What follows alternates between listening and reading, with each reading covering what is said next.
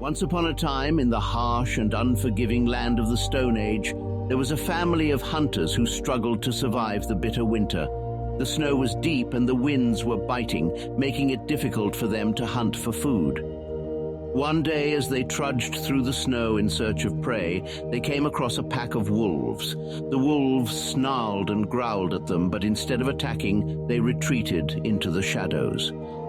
The family of hunters felt a strange sense of awe and respect for the creatures, and from that moment on, they began to see the wolves as allies rather than enemies.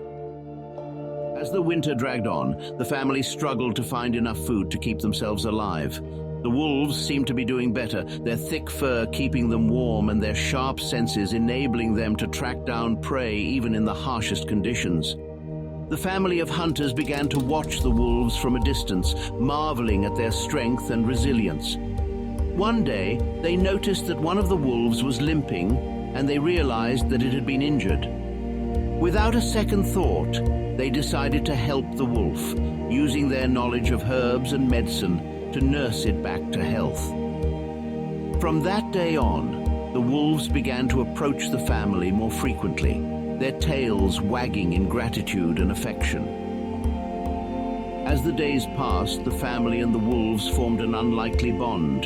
The wolves began to bring food to the family, leaving fresh kills on their doorstep and leading them to hidden caches of food. In return, the family shared their own knowledge and resources, teaching the wolves how to navigate the treacherous terrain and how to find shelter from the harsh winter winds.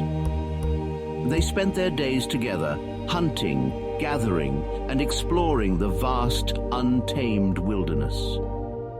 As the winter drew to a close, the family of hunters and the pack of wolves realized that their time together was coming to an end. The snow was beginning to melt, and soon the world would be alive with the promise of spring. The wolves knew that it was time for them to return to the wild, but they would never forget the humans who had shown them kindness and respect.